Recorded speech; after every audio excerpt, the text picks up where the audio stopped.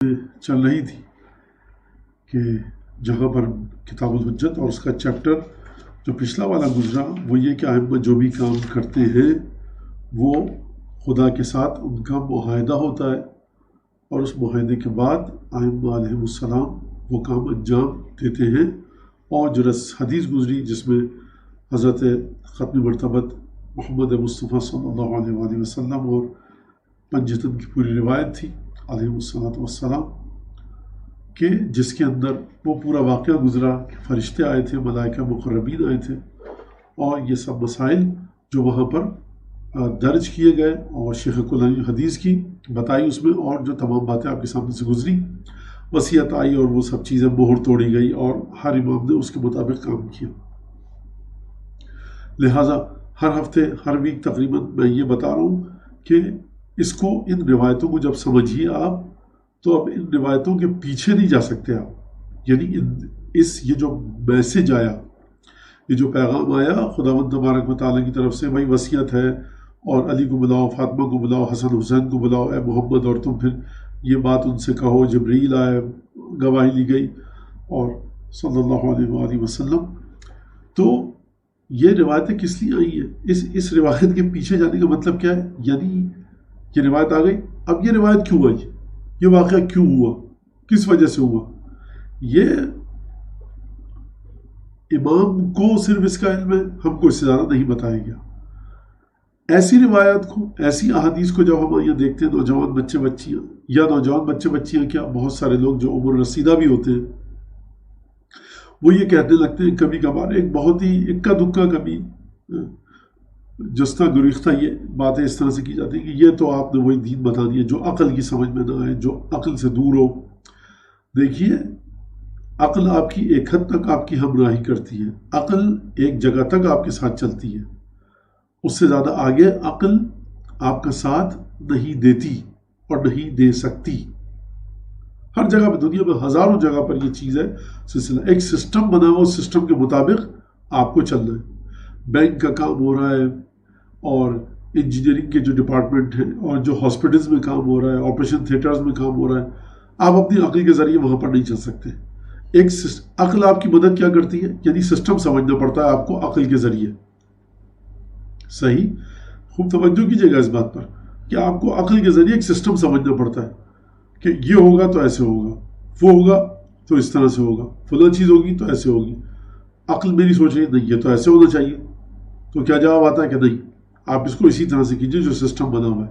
System بنانے والے نے آپ کی عقل کے ذریعے سسٹم نہیں بنایا ہے، اپنی عقل کے ذریعے سسٹم بنایا ہے۔ آپ کے پاس جو عقل ہے، آپ اس کے ذریعے سسٹم جس نے بنایا ہے اس سسٹم کو سمجھیے، اس کی عقل آپ سے زیادہ ہے۔ یہ اس طرح کی بات کہی جاتی ہے، ٹھیک ہے نا؟ تو ہم جو یہ بات دیکھ رہے ہیں اور سمجھ رہے ہیں، یہاں پر ہم ایک سسٹم کو سمجھنے کی کوشش کر رہے ہیں کہ روایات آئیں اور ائمہ کو حکم دیا گیا اس طرح سے کرو، اس طرح سے کرو، اے محمد تم اس طرح، یعنی خدا فرما رہا ہے صلی اللہ علیہ وآلہ وسلم۔ تو ہم ایک سسٹم کو سمجھ رہے ہیں یہاں پر کہ اس طرح سے ہوا۔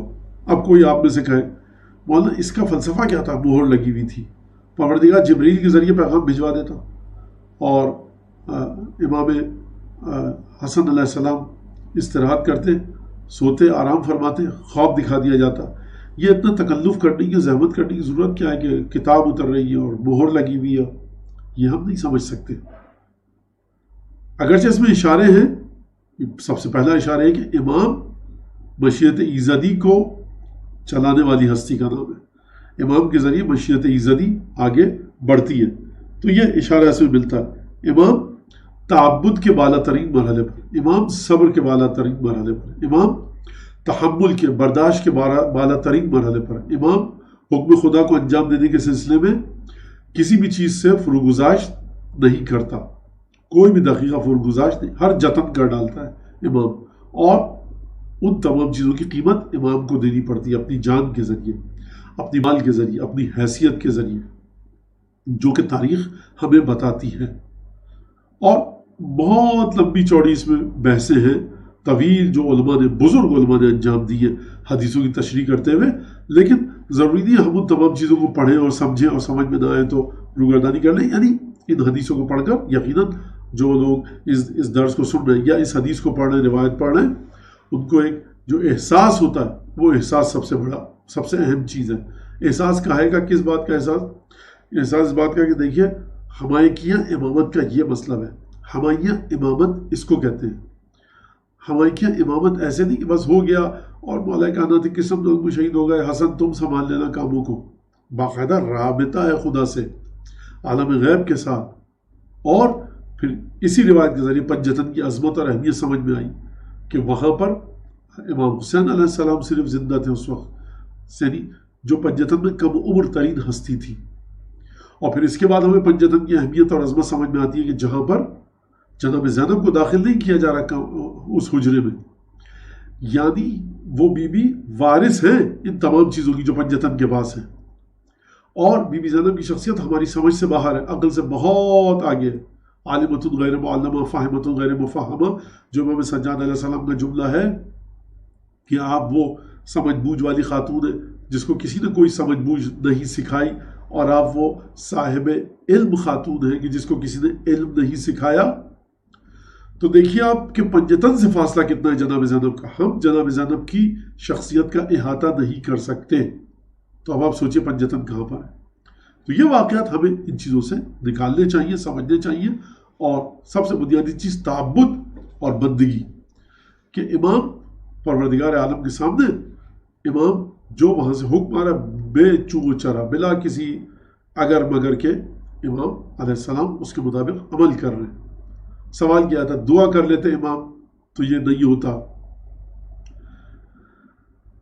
خوب توجہ کیجیے گا، دعا کرتے امام۔ بھائی کربلا کا واقعہ تلخ ترین، دلگداز ترین، سوزناک ترین، غم انگیز جو بھی آپ کہیں، تکلیف اور رنج اور علم اور محن کا ایک معراج ہے کربلا۔ ہم سنتے ہیں دکھ ہوتا ہے، گریا ماتم سوازداری آپ کے سامنے۔ یہ سوال کیا جاتا ہے کہ امام دعا کر لیتے تو ہوتا۔ بچے سوال کرتے ہیں، سوال ہے بچکانا اور بچوں کا ہے، لیکن سوال ہے ویلڈ اور بہت ہی ایک عظیم چیز پر سے یہ پردہ اٹھا سکتا ہے سوال، اگر اس سوال کو سمجھے۔ جواب کیا دیا جاتا؟ حکم خدا تھا۔ تو بچے پھر سوال کرتے ہیں، وہ بہرحال تھے تو تکلیف دہ واقعات، تو خدا سے سوال کر لیتے اور حکم دعا کر لیتے، یہ واقعہ نہیں ہوتا۔ آپ تو کہتے ہیں مولانا نے بتایا کہ امام کی دعا قابل قبول ہے۔ دیکھیے امام جب دعا کرتا ہے، امام معصوم یا تصرف کرتے ہیں امام، ایک دفعہ مجھے تکلیف ہے، میں نے کہا مولا دعا کیجئے تکلیف دور ہو جائے، امام نے دعا کی، تکلیف دور ہو گئی۔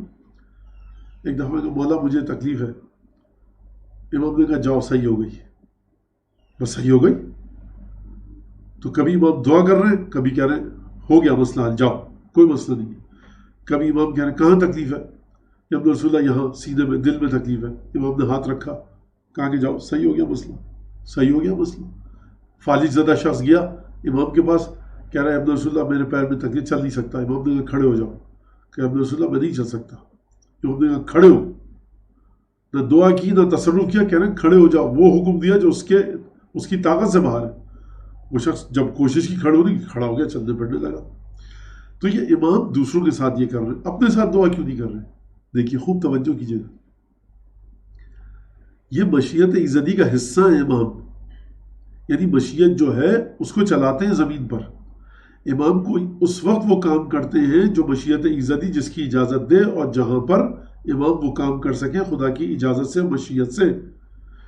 جب خدا یہ کہہ رہا ہے کہ مجھے یہ کام کرنا ہے اور مجھے یہ کام کروانا ہے اس طرح سے، کون تیار ہے؟ امام حسین کہ میں تیار ہوں۔ تو اب امام حسین خود کہہ رہے ہیں میں اس طرح سے کام کرنے کے لیے تیار ہوں، اب کیوں مولا دعا کریں؟ امام حسن فرما رہے ہیں میں تیار ہوں، جناب سیدہ مولا کائنات رسول خدا، یہ پانچوں ہستیاں فرما رہی ہیں ہم تیار ہیں۔ کسی ادارے کا چیئرمین، مینیجنگ ڈائریکٹر یا کسی ادارے کا جی ایم کہ بھائی یہ خط لے کر جانا ہے، کون تیار ہے جانے میں؟ گرمی بہت شدید ہو رہی ہے، گاڑی میں اے سی نہیں ہے، 45 ڈگری سینٹی گریڈ باہر ہے، اور پانی جو ملے گا وہ پانی گرم ہے، ٹھنڈا پانی بھی نہیں ہے، ایک کولر بھر کے رکھ دیں گے تمہاری گاڑی میں، اسی سے پینا، وہ ٹیپ واٹر ہے روم ٹیمپریچر پہ، 45 ڈگری سینٹی گریڈ، 250 کلومیٹر فرض کیجئے جانا۔ کون تیار ہے؟ ایک کمپنی کا آدمی کہتا ہے، نوکر ملازم کہتا ہے کہ میں تیار ہوں، یہ لیجیے خط، گاڑی میں بیٹھیے جائیے۔ اب یہ دعا کرے کہ جی ایم کو کنارے میں بلا کہے کہ مجھے تو آپ جانتے ہیں کتنا اچھا آپ کا کارگر سرونٹ ہوں آپ کا، اور کتنا اچھا آپ کی سروس دی ہے میں نے ان 20-30 سالوں میں. تو میری آپ سے درخواست ہے کہ یہ مجھ سے چیز لے لیجئے. تو وہ جی ایم یا ایم ڈی یا چیئرمین یا مالک جو بھی ہے وہ کیا کہے گا؟ کہے گا تم تو خود ہی تو تم نے کہا ہے یہ. لہٰذا ایسا نوکر، ایسا ملازم، ایسا امپلائی کبھی بھی یہ نہیں کہے گا کہ مجھ سے سروس کو آپ لے لیجئے، کسی اور کو بھیج دیجئے، یا پلیز آپ دیکھیے میری پرانی فائلز اور اس کے اندر آپ کو ملے گا میں کتنا اچھا آپ کے لیے کام کر کے دیا ہے، کمپنی کو کتنے بینیفٹس دیے، تو یہ مجھ سے آپ پلیز لے لیجئے، واپس کر لیجئے، یہ حکم اپنا لے لیجئے. تو مالک کہے گا تم نے خود ہی تو کہا تھا ہمیں یہ کام کرنا ہے، یہ خط پہنچانا ہے اس طرح سے. تو آئمہ خود کہہ رہے ہیں کہ ہم تیار ہیں. تو پھر آپ کا اور میرا سوال کہ دعا کیوں نہیں کر لی، یہ اس انسان کے بارے میں کہا جا سکتا ہے دعا کیوں نہیں کر لی کہ جو چلتے چلتے اچانک جس پر افتاد آ جائے، جس کے اوپر پریشانی آ جائے، اس کی مرضی کے برخلاف، اس کو نہ پتا ہو، وہ نہ جانتا ہو، وہ میری آپ کی طرح جاہل ہو، نادان ہو، وہ چاہتا ہو کہ زندگی اچھی گزرے، چلتے ہاتھ پیر کے ساتھ ہم گزر جائیں، بس کھاتے پیتے رہیں، سکون سے رزق حلال ہی صحیح. یہ اس کے لیے صادق آتا ہے. اس انسان کے بارے میں آپ یہ نہیں کہہ سکتے کہ جس نے، یعنی آپ دیکھیں کہ پنجتن نے کہا خدا ہم تیرا کام کرنے کے لیے تیار ہیں، اب ہم کہ دعا کیوں نہیں کر لی؟ تو آواز آئے گی پنجتن کی عالم غیب سے، بھئی تم کیا سوال کر رہے ہو؟ ہم نے خود چاہا ہے خدا سے کہ اس طرح سے ہو، ہم نے خود چاہا ہے. تو بات کہاں تک آ گئی؟ خود ان ہستیوں کی چاہت کی اور ان ہستیوں کے ارادے کی. لہٰذا یہ ہے وہ مسئلہ کہ جہاں پر کہا جاتا ہے لا یفعلون ولم یفعلوا الا بعہد من اللہ، آئمہ نے کوئی بھی کام نہیں کیا مگر خدا سے ایک عہد و پیمان تھا، ایک ایگریمنٹ تھا، ایک معاہدہ تھا جس کے مطابق آئمہ نے وہ تمام کام کیے. رسول خدا سے لے کر حضرت حجت تک صلوات اللہ وسلامہ علیہم اجمعین، انہوں نے خدا کے حکم مطابق یہ کام کیا. میں اور واضح کر دوں کیونکہ بہرحال سوالات اس میں بہت ہیں اور بہت زیادہ کیے جاتے ہیں. حضرت ابراہیم نے کہا اپنے بیٹے سے 13 سال کے، جو سمجھ میں آتا ہے 13-14 سال کا بیٹا، کہ انی اری فی المنام انی اذبحک، بیٹا خواب میں دیکھا ہے کہ میں تمہیں ذبح کر رہا ہوں. خواب میں دیکھا ہے، قرآن کے الفاظ ہیں، سورہ والصافات، سورہ یاسین کے بعد ہے کہ بیٹا میں نے تمہیں خواب میں دیکھا، میں تمہیں ذبح کر رہا ہوں. بیٹے نے کیا کہا؟ افعل ما تؤمر، بابا جو آپ کو حکم دیا جا رہا ہے اللہ کی طرف سے اسے آپ کر ڈالیے. باپ کہہ رہا ہے کہ میں نے خواب دیکھا ہے، بیٹا کہہ رہا ہے خدا کے حکم دیا جا رہا ہے، کر ڈالیے.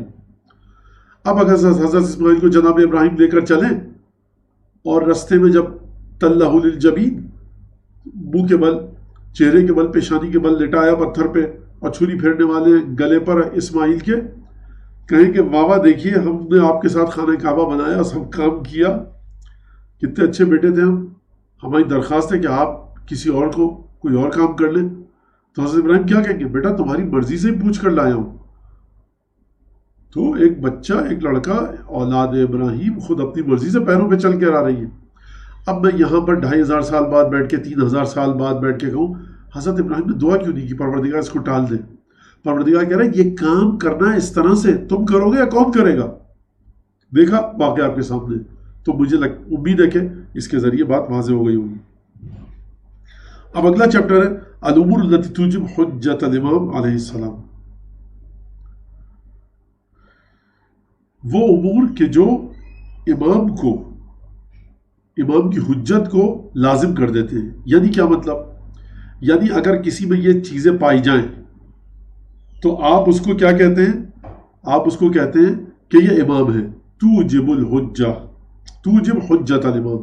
یعنی اگر امام کوئی شخص گفتگو کرے، آپ آئے اٹھ کر، مصر سے اٹھ کر آئے، آپ آئے الجزائر سے اٹھ کر، اندلس سے اٹھ کر، مراکش سے اٹھ کر، 150 ہجری کا زمانہ ہے، آپ مدینے آئے، آپ نے کہا میں کیسے امام کو ڈھونڈوں؟ تو کسی نے کہا بھائی دیکھو یہ صفت جس میں ہو وہ تمہارا امام ہے، ٹھیک، اور یہ جس میں خصوصیات ہو وہ تمہارا امام ہے. آپ آئے 95 ہجری، آپ آئے 98 ہجری، امام باقر علیہ السلام ہے، کیسے ڈھونڈوں؟ تو یہ بتا رہا ہے چیپٹر، یہ صفات جس کے اندر ہو وہ آپ کا امام ہے. اچھا ایک بات. دوسری بات وہ یہ کہ یہ روایتیں امام صادق کے زمانے کی ہیں، جہاں امام بتا رہے ہیں کہ جب حی و حاضر زندہ امام سے ملو تو کس طرح سے چیک کرو. ہمارے لیے تو مسئلہ محدثین نے فقہاء نے امام کی لطف سے امام کی برکت سے حل کر دیا ہے. ہمیں پتہ ہے کہ کیا امامت کا سلسلہ ہے پورا، 12 امام 14 معصومین کیا ہیں. یہ اس انسان کی بات ہو رہی ہے مدینے میں آیا ہے، ہر آدمی کہہ رہا ہے کہ میں امام ہوں، 2-3 آدمی کہہ رہا ہے میں امام ہوں. اور وہ کس طرح سے پتہ چلا ہے امام موسیٰ کاظم اس وقت امام ہے؟ وہ کیسے پہنچے؟ وہ جانتے ہی نہیں، کچھ کسی کو کچھ نہیں پتا. تو اب یہ ان صفات کی بات یہاں پر بتائی جا رہی ہے. راوی کہتا ہے معذرت، یہ روایت جو پڑھ رہا ہوں میں امام رضا علیہ السلام سے، میرا مطلب تھا کہ آئمہ جب تک زندہ ہیں، حی و حاضر، جسمانی لحاظ سے آپ کے اور میرے سامنے ہیں، یہ اس وقت کی بات ہو رہی ہے. تو راوی کہتا ہے کہ میں نے امام رضا علیہ السلام سے کہا اذا مات الامام بما يعرف الذي بعده، جب امام مر جائے تو بعد والے کو کیسے پہچانا جائے کہ یہ امام ہے. فقال، 8ویں امام نے جواب دیا للامام علامات منها ان يكون اکبر ولد ابیہ، امام کی کچھ علامات ہیں. سب سے پہلی تو یہ کہ اپنے باپ کا سب سے بڑا بیٹا ہوگا. وَيَكُونُ فِيهِ الْفَضْلُ وَالْوَصِيَّةُ، اور اس میں ایک فضیلت ہوگی جو اس کو ممتاز کر رہی ہوگی بقیہ بھائیوں سے. وَالْوَصِيَّةُ، اور وصیت پچھلے امام نے اس سے کی ہوگی. کس طرح سے وصیت کی ہوگی؟ کیسے وصیت کو سمجھا جائے؟ وَيَقْدَمُ الرَّكْبُ فَيَقُولُ، قافلہ آتا ہے مدینے میں اور اس کے بعد پوچھتا ہے إِلَى مَنْ أَوْصَى فُلَانٌ، جو ہمارا امام کل پرسوں ایک ہفتے پہلے دنیا سے چلا گیا ہے، اس امام نے، یعنی امام میت نے. امام کس نے؟ جو امام فوت ہو چکا ہے، امام ہے جو منتقل ہو چکا ہے اس دنیا سے، دار فانی سے الوداع کہہ چکا ہے. اس امام نے جو چلا گیا ہے کس سے وصیت کی؟ فیقال، اس سے کہا جاتا ہے فلاں سے وصیت کی. والصلاح فینا، یعنی اس سے جب مدینے میں آ کر پوچھے گا تو لوگوں کو پتا ہوتا ہے کس سے وصیت کی. اور جو اسلحہ ہے ہمارے پاس، امام رضا نے فرمایا جو اسلحہ ہمارے پاس ہے بے منزلت تابوت فی بنی اسرائیل، بنی اسرائیل میں ایک تابوت تھا، ٹھیک ہے، تحملہ الملائکہ، ملائکہ اٹھا کر چلتے تھے. سورہ بقرہ کی آیت نمبر 248 میں جا کر پڑھیے کہ اس میں سکینہ تھا، ایک سکون تھا، اطمینان اور آرام تھا جہاں پر وہ تابوت ہوتا تھا. اور وہ اس میں آل موسیٰ اور آل ہارون، جناب ہارون اور جناب موسیٰ علیہ السلام کے بچے ہوئے تبرکات ہوتے تھے، اس کے اندر وہ چیز ہوتی تھی. جس کے دروازے پر آتا تھا، جہاں پر آتا تھا، یہ پچھلی روایتیں گزری ہیں چیپٹر میں، وہاں پر سمجھ جایا جاتا تھا کہ نبوت اس کے گھر پر ہے. جس طرح سے ائمہ نے بتایا پچھلی حدیث میں کہ رسول خدا کا جب ہم جبہ پہنتے ہیں یا رسول خدا کی تلوار حمائل کرتے ہیں تو وہ زمین پر نہیں رگڑ رہی ہوتی، گھسٹ نہیں رہی ہوتی زمین پر، وہ ہمارے بدن کے اندازے کے مطابق آتی ہے، مقیاس کے، اور ہمارے لگتا ہے کہ بالکل ہمیں دیکھ کر وہ تلوار بنائی گئی ہے. جو بھی اس تلوار کو حمائل کرے گا یا لمبی ہوگی یا چھوٹی ہوگی، جو بھی اس جبے کو پہنے گا وہ کیا ہوگا؟ چھوٹا ہوگا یا بڑا آ جائے گا. اس کے ہم پر وہ جبہ پورا فٹ آئے گا اور ہمارے سائز کے مطابق ہوگا. لہٰذا جو رسول خدا کا اسلحہ ہے وہ ہمارے پاس ہے. یہ کون سی بات ہوئی؟ امام سے فرمانے جس طرح سے بنی اسرائیل کی بات ہوئی. اگر تمہیں اس پر اعتراض ہے تو بنی اسرائیل میں بھی نبوت اور وصایت اس کے پاس ہوتی تھی جس کے پاس وہ تابوت جاتا تھا، جس کے گھر پہ وہ تابوت ہوتا تھا. ہمارے پاس بھی اسلحہ ہے رسول خدا کا، تو اس میں اچھمبے کی حیرت کی کیا بات ہے؟ تکون الامامۃ مع الصلاح حیث مکان، امامت اسلحے کے ساتھ ہوتی ہے. کیا مطلب امامت اسلحے کے ساتھ ہوتی ہے؟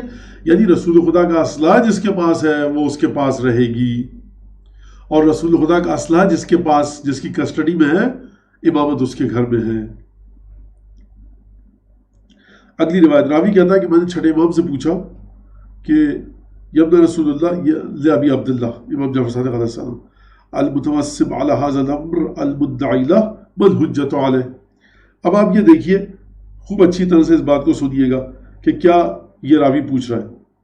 راوی کہہ رہا ہے کہ جو شخص امامت میں آپ کا شریک ہے، حصہ دار ہے، اور جو امامت آپ سے کھسوٹ کے چھین کے لے جانا چاہتا ہے، دعویٰ کر رہا ہے امامت کا، پھاند کے آ گیا وہ اس بیچ میں، اپنے آپ کو پھاندا ہے اور بیچ میں آ گیا کہ میں امام ہوں، دعویٰ کر رہا ہے امام کا. بل حجت علیہ، اس کے خلاف ہماری کیا دلیل ہے؟ دو باتیں، خوب توجہ کیجیے گا. چیپٹر کیا تھا؟ توجب حجت الامام، وہ کیا چیزیں کہ جو امام کو دلیل کے طور پر دی گئی ہے. امام کے پاس کیا چیزیں ہیں جو دلائل امامت کے طور پر دی گئی؟ پروف. کیا پروف ہے, کیا دلیل ہے, کیا ثبوت ہے امام کے پاس کہ میں امام ہوں؟ صحیح, لاجیکل, بڑا ویلڈ اور ریلیونٹ سوال ہے. ایک مسئلہ اور ہے کہ جو پھاند کر جمپ لگا کے آ جائے, جو کہتے ہیں کرشنگ دا کیو, وہ لائن کو توڑ کے بیچ میں گھس رہا ہے, اس کے خلاف کیا دلیل ہے؟ میاں باہر رہو, تم کہاں سے آ رہے ہو اندر؟ تو دو دلیلیں ہو گئی. ایک امام کے پاس کیا دلیل ہے, امام کس طرح سے اپنے آپ کو پہچانواتا ہے, ریکگنائز کرواتا ہے. اگر یہ لفظ اگرچہ صحیح نہیں ہے, بچوں کے لیے کہہ رہا ہوں کہ امام کی امامت کس طرح سے اسٹیبلش ہوتی ہے, امام کی امامت کس طرح سے جمتی ہے, اس کی فاؤنڈیشنز کس طرح سے بنائی جاتی ہیں, کیسے ہم سمجھیں یہ امام ہے. امام فرما رہے ہیں یہ صفتیں دیکھ لو, ٹھیک ہے وہ امام ہے. اب ایک مسئلہ یہ ہے کہ ایک آدمی اگر جھوٹا دعویٰ کر رہا ہے, صرف مسئلہ اتنی آسانی سے حل نہیں ہوگا. بھائی امام رضا امام ہے, ٹھیک ہے دیکھ لیا. ایک شخص آگے امام رضا سے کہہ رہا ہے تم نعوذ باللہ تم امام نہیں ہو, جھوٹے امام ہو, امام میں ہوں.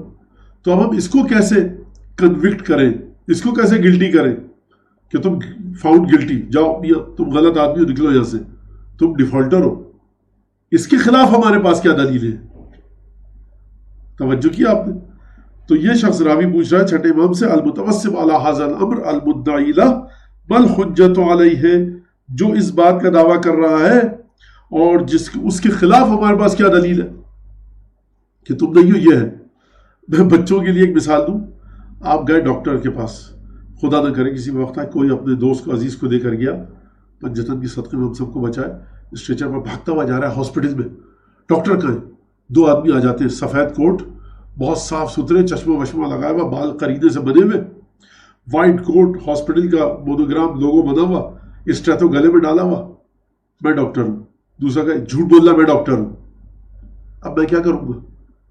دونوں کی طرف دیکھوں گا, سفید کوٹ یہ سب. کیا دلیل ہے میرے پاس غلط ڈاکٹر کو صحیح ڈاکٹر سے تشخیص دینے کی؟ یہ چیپٹر یہ بات کہہ رہا ہے. کس طرح سے پہچانیں گے آپ؟ چلیے, تو کیا دلیل ہے ہمارے پاس اس کے خلاف, یعنی اس کو کیسے کہہ سکے تم جھوٹ بول رہے ہو, تم امام نہیں ہو؟ چھٹے امام نے فرمایا یسأل عن الحلال والحرام, اس سے حرام حلال کے بارے میں پوچھا جائے گا. بتاؤ ذرا حکم خدا کیا ہے, بتاؤ واجبات کیا ہیں, بتاؤ حرام کیا ہے, بتاؤ حلال کیا ہے, پتہ لگ جائے گا. قال, راوی کہتا ہے ثم اقبل علیہ, اس کے بعد امام صادق میری طرف رخ کیا, گھومے میری طرف رخ کیا اور یہ کہا. اچھا اب یہاں پر رک جائیے, میں اس حدیث کی آپ کو تشریح مزید کر کے بتاؤں کیا ہے. کیا فرمایا امام سے؟ اب پوچھا چھٹے امام سے کہ کیا دلیل ہے امامت کی, کیا دلیل ہے کہ مجھ سے تم جھوٹ بول رہے ہو؟ امام نے کیا فرمایا؟ جا کر پوچھنا اسے حرام حلال تو بتاؤ, بھائی ڈاکٹر ہو, ذرا بتاؤ کہ اس کو کیا کیا بلڈ پریشر کیسے چیک کیا جاتا ہے اور فلاں چیز کیا. اب بلڈ پریشر تو بہت آسان سی بات ہے, مثال دے رہا ہوں, کچھ سوال ہوں گے ڈاکٹر حضرات کو یقیناً پتہ ہوں گے, وہ 10-15 سوال کریں گے تو پتہ لگ جائے گا اناڑی ہے کہ نہیں ہے. اور ہم نے دیکھا ڈاکٹر جب اپنے شاگردوں سے پوچھ رہے ہوتے ہیں ذرا یہ کرو وہ کرو, تو وہ جو جونیئر ڈاکٹر گڑبڑا جاتے ہیں, ان کو نہیں آتا. ظاہر سی بات ہے کہ تو یہ ہوتا ہے مسئلہ بڑا. تو امام کہہ رہے ہیں اس سے حرام حلال کے بارے میں سوال کرنا. پھر امام نے کہا علامتیں بتائی دوسری, حرام حلال کے بارے میں سن لیجیے کیا ہے. کیا حرام حلال کا سوال کرنا یہ واقعی کرائٹیریا نہیں, غلط. حرام حلال تو ہر شخص مدینے میں بول سکتا ہے, ہر شخص جس کا مدرسہ ہے. آپ مجھ سے سوال کریں زکوٰۃ کا نصاب بتائیے, میں بولنا شروع کر دوں کہ 100 دمبے جب ہو تو 5 دمبے, 150 ہو تو 7, 200 ہو تو 15. جواب دے دیا نا میں نے آپ کو, آپ چیک کہاں سے کریں گے؟ اچھا مولانا سونے کی زکوٰۃ بتائیے, سونے کی اتنے اوقیہ ہو, اتنی گرام سونا ہو تو اتنا گرام زکوٰۃ, اتنے گرام ہو تو اتنے گرام زکوٰۃ, یہ ہو تو وہ زکوٰۃ. اچھا قبلہ مجھ پر قرض ہے, زکوٰۃ واجب ہے؟ نہیں, زکوٰۃ واجب نہیں. بول رہا ہوں اچھا یہ ایسا, حج پہ میں 2 رکعت نماز پڑھنا بھول گیا, کوئی مسئلہ نہیں, آپ پڑھ لو. یرید بکم العسر ولا یرید اللہ بکم اليسر ولا یرید بکم العسر. اللہ قرآن میں کہہ رہا ہے کہ سختی نہیں چاہتا میں, آرام سے. اچھا میں احرام پہنتا ہوں, بڑا انکمفرٹیبل فیل کرتا ہوں. یرید اللہ بکم اليسر, اللہ کہہ رہا ہے قرآن میں آسانی چاہتا ہوں, عسر تکلیف نہیں چاہتا. میں کرتے شلوار میں کر لوں گا مل کے, کوئی مسئلہ نہیں ہے. اب یہ بتائیے آپ, بڑی پسینے کی بو آتی ہے حج کے دوران, پرفیوم لگا لو, اتنا نہیں لگاؤ کہ دوسروں کو لگا لو, کوئی مسئلہ نہیں ہے. تو آپ چیک کیسے کریں گے کہ میں جواب صحیح دے رہا ہوں یا غلط دے رہا ہوں؟ ٹھیک ہے، وہ جو ہمارے علماء ذاکرین مقررین بیان کرتے ہیں کہ جب مولا کائنات نے فرمایا کہ سلونی مجھ سے پوچھو جو پوچھنا ہے، اس نے کہا کہ میرے سر میں بال کتنے ہیں. اب جو ذاکرین ہمارے علماء بیان کرتے ہیں اس واقعے کو اس طرح سے کہ اگر مولا کیا دے دے تیرے سر میں اتنے بال ہیں، وہ چیک کیسے کرتا؟ یہ ایک بڑا مسئلہ ہے. لہٰذا حرام حلال کے ذریعے چیک نہیں کیا جا سکتا کسی کی علمیت کو، چیک نہیں کیا جا سکتا کہ یہ امام ہے کہ نہیں ہے. خوب توجہ کیجیے گا، کیونکہ حرام حلال کسی کو، لہٰذا علماء نے فرمایا ہے، جو محدثین ہیں ہمارے، انہوں نے اس روایت کے بارے میں فرمایا ہے کہ یہ اس کے بارے میں معیار ہے کہ جو حرام حلال کو پہچانتا ہو. یعنی کیا مطلب؟ یعنی آپ نجف گئے، آپ نے 5 10 12 بڑے بڑے مرجع تقلیدوں سے پوچھا. اچھا میں ان لوگوں کی تو بات نہیں کر رہا کہ جو کراچی کے کونے خدرے میں کسی احمق نادان نے بے وقوف نے کتاب لکھی فقہ پہ، آڑی ترچی کتاب لکھی، پورے فقہ کے قوانین کو کچل دیا اس بے وقوف نے. 4 بے وقوف اس کے پیچھے چلنے لگتے ہیں، نادان اور احمق لوگ، اور کہتے ہیں دیکھیے صاحب یہ سمجھ میں آ رہا ہے کہ یہ مطلب فقہ پہ کتاب لکھی ہے. میں ایسے بے وقوفوں کی بات نہیں کر رہا، میں ان علماء کی بات کر رہا ہوں، میں ان لوگوں کی بات کر رہا ہوں کہ جو علم کو، فقہ کو اس کی ریلیونٹ جگہ سے لیتے ہیں، فتووں کی کتاب سے نکالتے ہیں. آپ کو پسند نہیں آ رہا مرجع تقلید کے حکم پر عمل کرنا، مت کیجیے. آپ کوئی زبردستی دھوس دھاندلی نہیں ہے، کوئی ڈنڈا تلوار کے ذریعے زور نہیں چل رہا. آپ کا مسئلہ ہے خدا کا اور آپ کا اپنے امام کا. میں یہ کہہ رہا ہوں کہ فتوے کو کہاں سے لیا جائے، کیونکہ فقہ ایسی چیز نہیں ہے جو آپ جس کو لٹمس ٹیسٹ لگا کے چیک کر سکیں، مائکروسکوپ پہ چیک کر سکیں. اور بہت سارے علوم ایسے جس کو آپ چیک نہیں کر سکتے.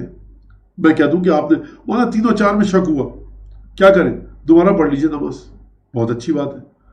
اچھا مرجع کہہ رہا ہے آپ نے غلط بات کی، ایک رکعت نماز احتیاط پڑھے گا، ایک مرجع کا فتویٰ کچھ ہے، ایک مرجع کا فتویٰ کچھ ہے. تو جب تک آپ کو صحیح بات نہ بتاؤ، اسی لیے جب تک آپ کو فقہ میں صحیح فتویٰ نہیں بتاؤ، آپ غلط فتوے کی تشخیص نہیں دے سکتے. میں بچوں کے لیے ایک مثال دوں. بچے بیٹھے ہوئے ایگزامینیشن ہال میں بڑے پیار محبت کے ساتھ مل جل کے ایگزام دیا جا رہا ہے، ایک دوسرے سے پوچھ رہے ہیں، ہیلپ کر رہے ہیں ایک دوسرے کی.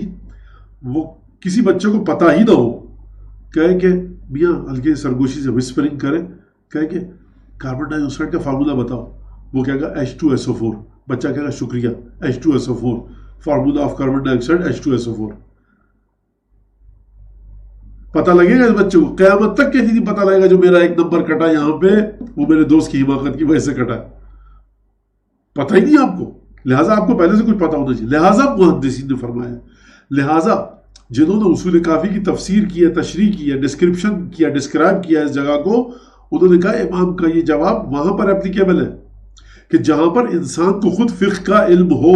ورنہ کیسے سمجھے گا؟ وہ کچھ بھی منہ میں آیا، جھوٹا جو دعویٰ کر رہا ہے امامت کا، اس کے منہ میں جو بھی آیا بول دیا.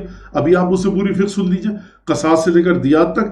اب میں بولتا رہوں گا، کوئی پکڑنے والا نہیں ہے. کون پکڑے گا مجھے آ کر؟ کون پکڑے گا؟ جب تک جس کو صحیح فتویٰ نہ بتاؤ. جو منہ میں آیا میں نے کہہ دیا. یہ فقہ ایسی چیز نہیں ہے، اور کوئی بھی چیز ایسی نہیں ہے، لیکن فقہ میں آپ سمجھ نہیں سکتے جب تک فتویٰ آپ کو نہ پتا ہو.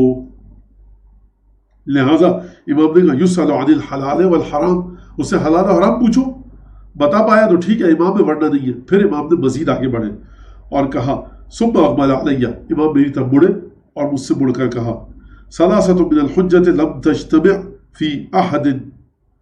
دیکھو 3 حجتیں ایسی ہیں، توجہ کیجیے گا، علماء کی دلیل بتا رہا ہوں. اگر آپ علماء سے پوچھیں کہ حضرات علماء، امام جب معیار یہ دے رہے ہیں کہ حلال حرام اس سے پوچھو، تو آپ اس حلال حرام کو ایک خاص اسپیسیفک وے میں لمیٹڈ کیوں کر رہے ہیں کہ یہ حلال اور حرام اس سے پوچھا جائے؟ وہ پوچھے، چیک کرے امامت کو جس کو خود حلال حرام پتا ہو. اس وجہ سے علماء نے کہا کہ اگلا جملہ سنیے آپ امام کا. امام فرما رہے ہیں دیکھو 3 حجتیں مزید بتا رہا ہوں کہ جس کے پاس یہ 3 خصوصیات ہوں گی وہی تمہارا امام ہے. یہ بات اس بات کا ثبوت ہے، یہ دلیل بتانا کہ 3 کوالٹیز ایسی ہیں سن لو جس میں ہوگی وہی تمہارا امام ہے. کہ پچھلا جو میں نے بات بتائی حلال حرام کی وہ خاص لوگوں کے لیے ہے. صرف حلال حرام کا ٹیسٹ وہ کر سکتا ہے جا کر کہ جس کو خود فقہ کے مسئلے پتہ ہوں. امام کاظم علیہ السلام کا امتحان وہ لے گا جا کر کہ جس نے امام صادق علیہ السلام اور امام محمد باقر علیہ السلام سے فقہ پڑھا ہوگا، فقہ اہل بیت پتہ ہوگی. وہ کہے گا اچھا کون ہے جعفر صادق کے بعد؟ یہ شخص بیٹھا ہے، یہ نوجوان بیٹھا ہے، السلام علیکم. وعلیکم السلام. کچھ مسئلے پوچھنے تھے. اگر یہ کہہ دے امام موسیٰ کاظم یا جو وہاں بیٹھا ہوا شخص ہے وہ کہہ دے تم پوچھو گے یا میں بتاؤں کیا مسائل ہے، تو یہ شخص ہل جائے گا کہ میں نے ابھی سوال نہیں کیا. کہا تمہارا پہلا سوال ایک خاتون کا ہے، دوسرا سوال ایک مرد کا ہے، تیسرا سوال ایک فلاں نے لکھا ہے، چوتھا سوال یہ، تو یہاں تو بات ہی ختم ہو جائے گی. لیکن وہ شخص سوال کرے فقہ کا، اس کا مطلب یہ ہے کہ جب امام کہہ رہے ہیں کہ 3 دلیلیں ایسی بتا رہا ہوں کہ جو کسی میں نہیں ہوگی مگر امام وقت میں، اس کا مطلب ہے پچھلی والی دلیل کو امام خود اتنا مضبوط نہیں مان رہے. کس کے لیے مضبوط مان رہے ہیں؟ جس کو پہلے سے فقہ کا علم ہو. اب میں مثالیں کافی دے چکا، اب یہاں نہیں رکوں گا. 3 حجتیں ایسی ہیں جو کسی میں نہیں جمع ہوگی مگر الا کان صاحب ھذا الامر، وہ صاحب امر تمہارا وہ ہوگا، وہ ولی امر تمہارا ہوگا. ان یکون اولی الناس بمن کان قبلہ، کہ وہ سزاوار ترین شخص ہوگا اس کی نسبت جو امام چلا گیا. یعنی کیا مطلب؟ یعنی مطلب یہ کہ دیکھیے جب کوئی ہمارے یہاں مرتا ہے، موت آتی ہے، کسی کو انتقال ہوتا ہے، تو کیا پوچھا جاتا ہے؟ بھائی غسل شروع کیا جائے. کون؟ جی میت رکھی ہوئی ہے لیکن بیٹا نہیں آیا، بڑا بیٹا نہیں آیا. اچھا اگر فرض کیجئے کہ اولاد کوئی نہیں ہے تو ان کی بیوی نہیں آئی ہے ابھی تک، یا کہ خاتون ان کے شوہر نہیں ہے ابھی تک. کیا مطلب؟ میں غسل دینا دے دیجیے آپ. نہیں، غسل اور کفن وغیرہ یہ سب جو سلسلے ہیں، غسل کفن یہ میت کا ولی اجازت دے گا. کہاں دفن کرنا؟ کہیں بھی دفن کر دیجیے، میت کا ولی اجازت دے گا. تو جو شخص میت کے بارے میں سب سے زیادہ حق رکھتا ہے میت کی چیزوں پر، حضور یہ میت کے کپڑے تھے، کفن دینے کے بعد یہ اتارے، کیا کریں؟ کوئی بھی چچا مامو تایا کھڑے تھے، رکھ لیجئے. کیسے کہا آپ نے رکھ لیجئے؟ آپ میت کے وارث ہیں، آپ میت کے اولا بالتصرف ہیں، میت سے سب سے زیادہ تعلق آپ کا ہے شریعت کے لحاظ سے. بھائی ہمیں نہیں پتا، کپڑوں کو رکھے رہو. یہ آ گئے بیٹے، ان سے پوچھو. یہ بیٹی آ گئی، یہ ایک ہی اولاد ہے، یہ سب سے بڑے بیٹے آ گئے. اچھا لا اولاد تھے، بیوی سے پوچھو. بیوی ہے، شوہر سے پوچھو. اچھا خاتون تھی، کوئی بھی نہیں تھا ان کا، تو ان کے بھائی سے پوچھو. یہ بھائی بیٹھے ہیں، ان کے بھائی نہیں ہے، یہ سب سے بڑے بھتیجے، ان سے پوچھیے. کوئی بھی نہیں ہے، ایک بھتیجی، ان سے پوچھیے. تو سمجھ میں آیا آپ کے؟ میت کی نسبت اولا بالتصرف ہوتا ہے. یعنی میت کے تمام کام کرنے کا شریعت نے سب سے زیادہ کس کو اختیار دیا ہے؟ 150 لوگ کھڑے باہر چھاؤں کے اندر کہ میت غسل ہو کے باہر نکلے. نماز پڑھانے کے لیے 50 مولانا کھڑے. کوئی بھی آگے ہو جائے نماز جماعت میں، کیا سب کو رٹی ہوئی ہے، سب کو آتی ہے؟ نہیں. جو میت کا جو ولی ہے وہ اختیار ہے اس کو کہنے کا. دنیا ایک طرف ہو، پروردگار کہہ رہا ہے، حکم خدا ہے، ولی میت کو اختیار ہے. اب آپ کو نماز پڑھانے والے سے نفرت ہے، چڑ آ رہی ہے، آپ کو آتی رہے، آپ اور میں ہے کون؟ جو میت کا ولی کہہ رہا ہے، اختیار اس کو ہے.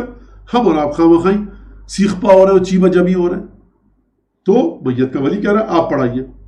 اولا بھی خدا نے یہ حق دیا ہے. تو امام فرما رہے ہیں کہ سب سے پہلا حجت یہ ہے کہ دیکھو اولی الناس بمن کان قبلہ، جو تمہارا امام چلا گیا دنیا سے، فرض کرو تم امام موسیٰ کاظم کے بعد آئے ہو، تو مدینے میں ڈھونڈو سب سے زیادہ حقدار امام موسیٰ کاظم کے ورثے پر اور امام موسیٰ کاظم کی چیزوں پر کون ہے شریعت کے لحاظ سے. پہلی حجت یہ. وَيَكُنُ عِنْدَهُ الصَّلَاةُ، دوسری شرط یہ ہے کہ اس کے پاس اسلحہ ہونا چاہیے امام کا.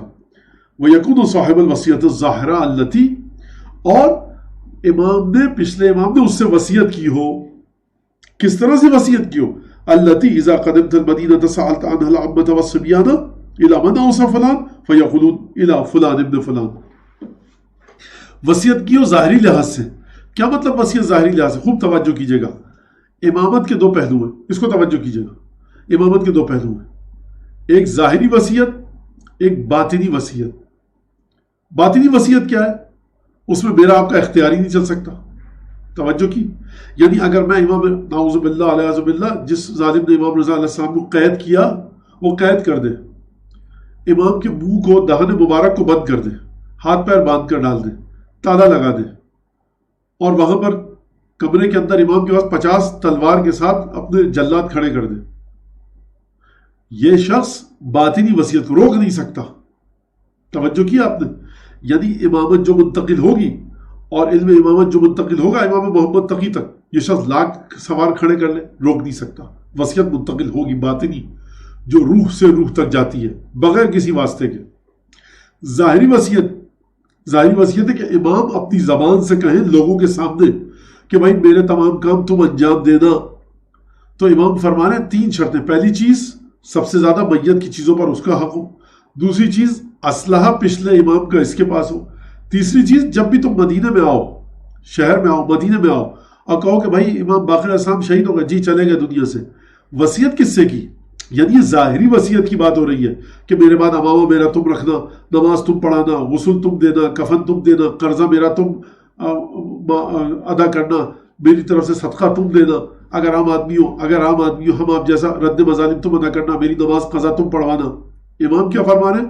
میرے قرضہ تم ادا کرنا، میرا فلاں اونٹ، فلاں ناقہ، فلاں فرس اور اسب اور گھوڑا تمہارے لیے، اور فلاں باغ تم اس کو کرنا. تمام وصیت اس سے کر کے جائے.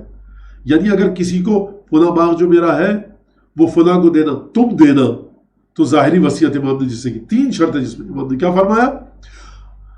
امام میت، جو امام فوت ہو چکا ہے، اس امام کے سلسلے میں سب سے زیادہ اولا بالتصرف کون ہے؟ دیکھو اولا بالتصرف کا معنی سمجھا دیا.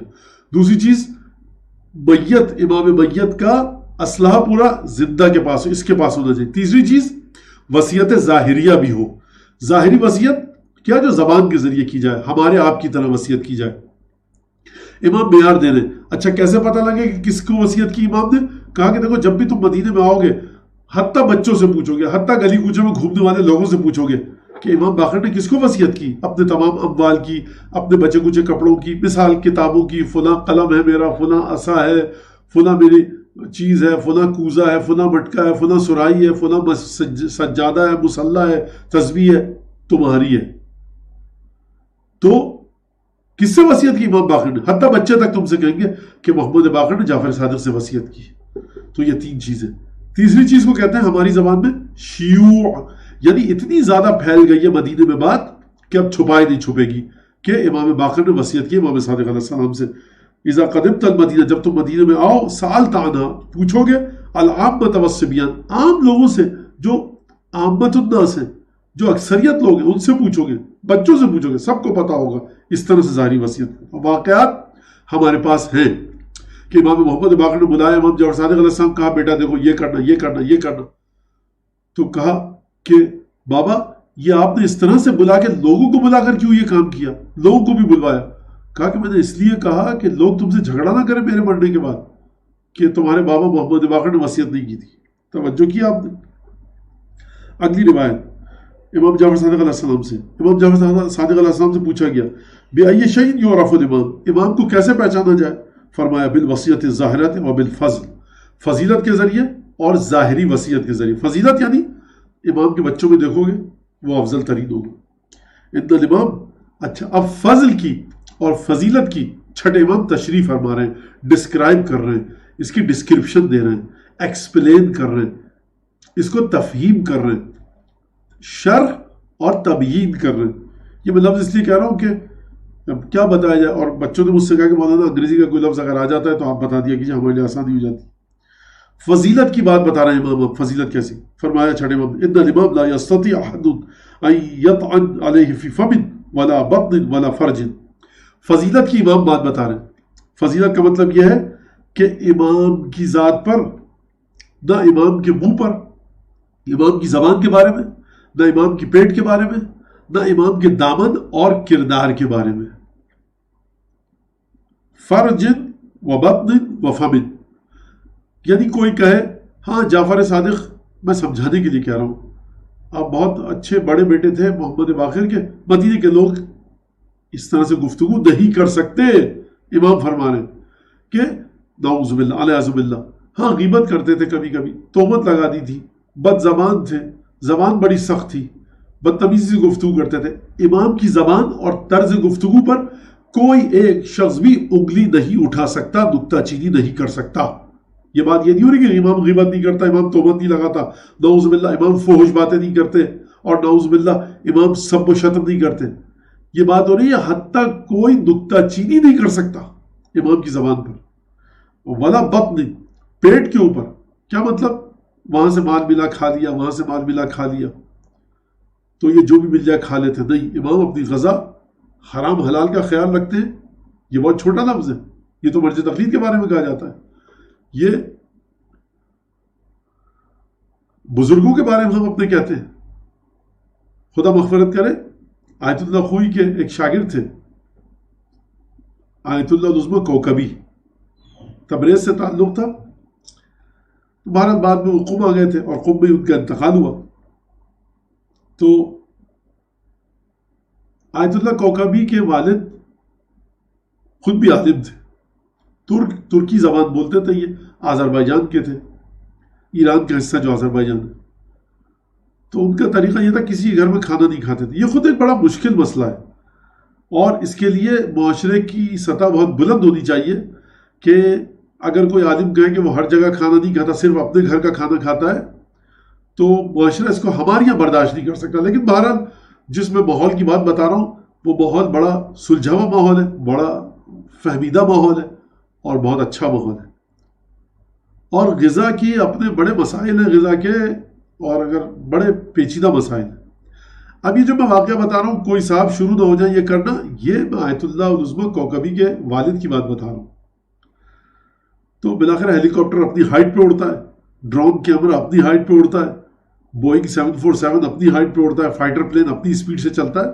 ہر آدمی کو اپنی اسپیڈ دیکھ کر کام کرنا چاہیے. لیکن بہرحال غذا کا اپنا ایک اثر ہے، زبان کا اپنا ایک اثر ہے.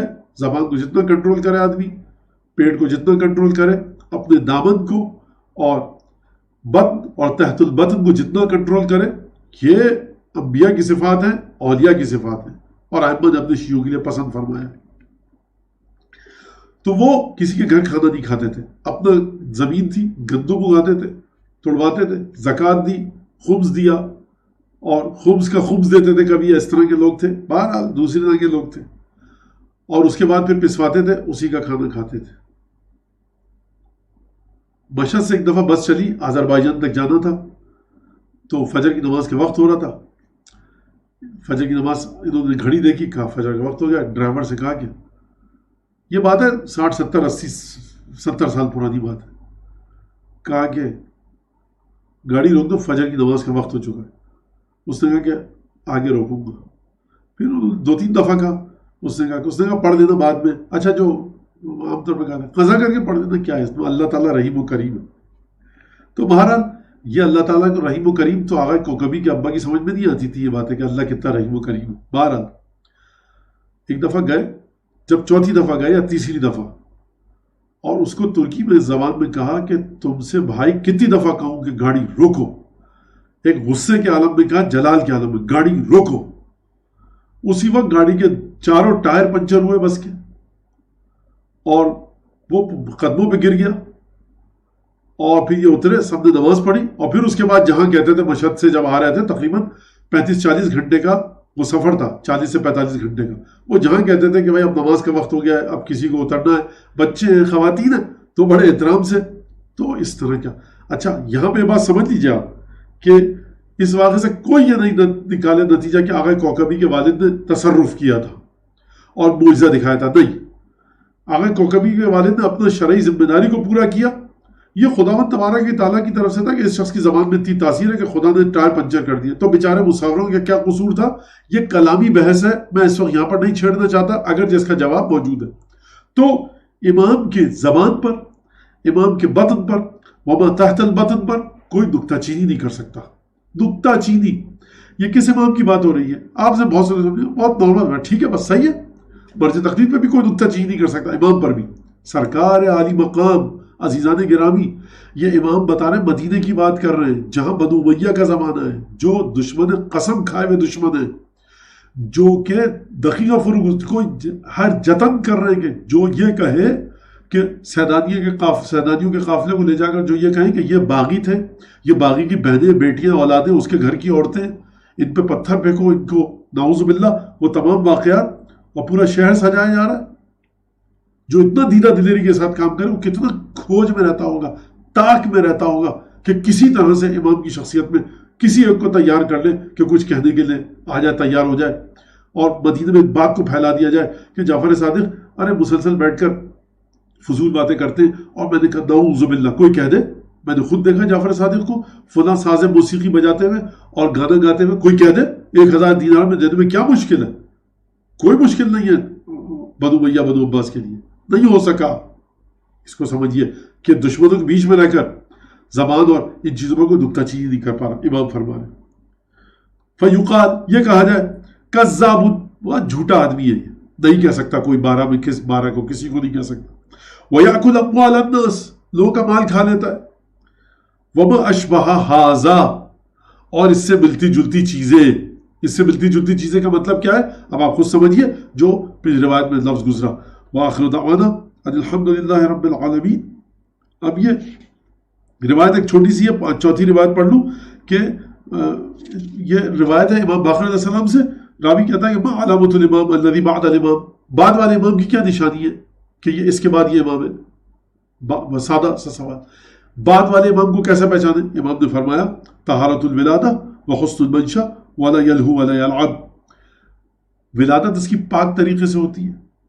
حسن المنشا یا حسن المنشا یہ جو نشو نما ہوتی ہے نا, اس کی گروتھ اور پلتا بڑھتا ہے بہت خوبصورت طریقے سے, یعنی بچپن سے سب جانتے ہیں. ولا یلہو ولا یلعب یہ الٹے سیدھے کام نہیں کرتا. میں ہندوستان پاکستان کی مثال دوں, گرمی کی چھٹیاں اگر ہیں, اچھا بچہ ہے, قرآن بھی پڑھتا ہے, نماز دینا کلاس میں جاتا ہے اچھے, لیکن دوپہر کو نکلتا ہے ہاتھ میں 4-5 ڈھیلے لے کر آم کی ٹہنیوں پر مارتا ہے. تو یہ اس طرح کی بھی کوئی چیز جو پرورش ہوئی ہے امام کی, کوئی اس پر نکتہ چینی نہیں کر سکتا. اور نہ کسی لغو و لعب میں پڑتا ہے, کسی غلط کام میں پڑتا ہے. مدینے کی گلی میں ناچ گانا ہو رہا ہے, تنبور اور دف لے کر آ گئے اور ستار لے کر آ گئے, اور تنبورا بج رہا ہے اور دف بج رہی ہے اور ڈھولک اور طبلہ بج رہا ہے, سب دیکھ رہے ہیں واہ واہ سبحان اللہ کیا گانا کیا ناچ ہو رہا ہے. تو کوئی نہیں کہہ سکتا نعوذ باللہ علیہ باللہ. فرض کیجئے کہ امام باقر علیہ السلام 12 برس کے تھے, چبوترے میں چڑھ کے دیکھ رہے تھے امام باقر. نہیں ہو سکتا ایسا, نہیں ہے واقعہ, نہیں ہے واقعہ. یعنی حسن منشا جو گروتھ ہوتی ہے, جو برنگنگ اپ ہوتی ہے, جس طرح سے براٹ اپ کیا جاتا ہے, امام باقر آپ کو نہیں ملیں گے کھیلتے ہوئے چبوترے میں کہیں پہ. امام کے بارے میں نہیں آئے گا کہ بچوں کے ساتھ امام گھوم رہے تھے یا لہو لعب میں مشغول تھے. گھر سے باہر دکھ رہا ہے بچہ, کہ جیسے دیکھا جاتا ہے ہمارے یہاں بر صغیر کے اندر چھوٹے سے بچے رات کو گھوم رہے ہیں گلیوں کے اندر. یہ اس طرح سے نہیں ہوتا. اور اچھے گھروں کے بچے آئے کام کر کے گھر کے اندر, یہ ایک علامت تھی. یہ اس بات کا مطلب کیا ہے؟ 2-3 منٹ رہ گیا, میں نے سوچا پہلے ختم کر دوں, لیکن یہ ایک روایت ہے چھوٹی سی. اس کا مطلب کیا ہے؟ اس کا مطلب سورہ یونس کی 16ویں آیت, خوب توجہ کیجیے, سورہ یونس کی 16ویں آیت, فقط لبثت فیکم.